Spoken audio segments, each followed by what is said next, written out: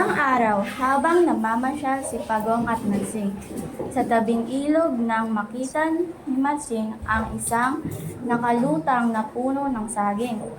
Tingnan mo, Pagong! Itinuro niya ang puno ng saging. Alin ang langit? Tumawa ng malakas si Matsing. Ha ha ha! Kay bagal mo na, bulag ka pa. Yung puno ng saging ang itinuturo ko. Ah, oo nga no. Halika at kunin natin. At hinati nila ang puno ng saging. Kinuha ni Matsing ang bahaging may dahon. Mas maganda ang nakuha ko, may dahon na, kaya madaling namumunga. Sa may kakahuyan siya nagtanim. Inuha naman ni Pagong ang may bahaging may ugat. Tiyak na mabubuhay ito dahil may ugat na. Sa tabi ng ilog, nagtanim si Pagong. Inalagaan ng dalawa ang kanilang mga tanim. Diniligan nila ang mga ito araw-araw at nilagyan ng pataba.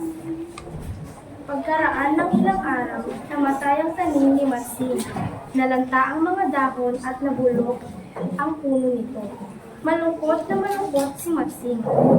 Samantala, unti-unting nagkadahon ang tanim ni Pagong.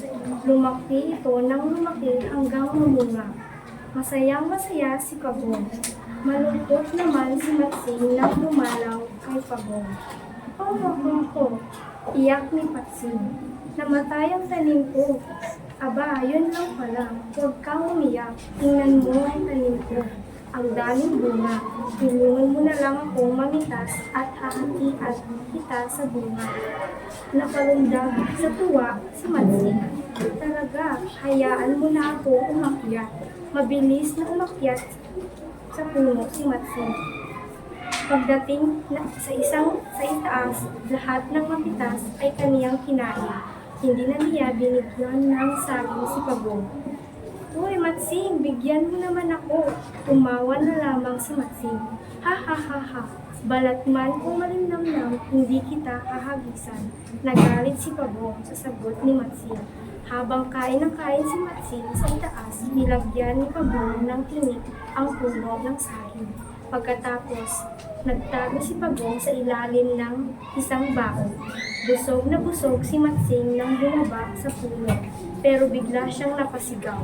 Aray, aray, ang daming tinik. Lahat ng hawakan ni Matsing ay tinik. Salbahe ka, Pagong, magbabayad ka. Naupo sa ibabaw ng bao si Matsing upang mag-alis ng tinik sa kanyang katawan. Pero walang ano-ano ay may biglang kumagat sa kanyang buntot.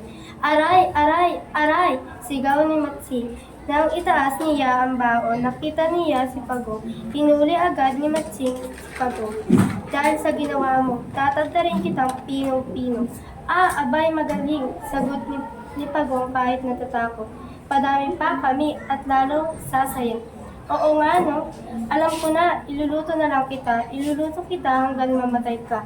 Ah, lalong magaling. Pupula ang balat ko at lalong gaganda. Ano? Hindi. Ihahagis na lang kita sa ilog para ikaw ay malunod. Naku, wag mo akong itapon sa ilog. Palulunod ako. Hindi pinansin ni Matsing ang hiling ni Pagong. Itinapon agad niya sa ilog ang kawawang si Matsing. Pero pagbagsak sa tubig, biglang tumawa si Pagong. Ha ha ha! Hay Matsing, kay hina mo talaga. Hindi mo ba alam na sa tubig ako nakatira? Napakamot na lang ng ulo si Matsing. Tuso man ang Matsing, nalalamangan din, sabi ni Pagong. Basta po.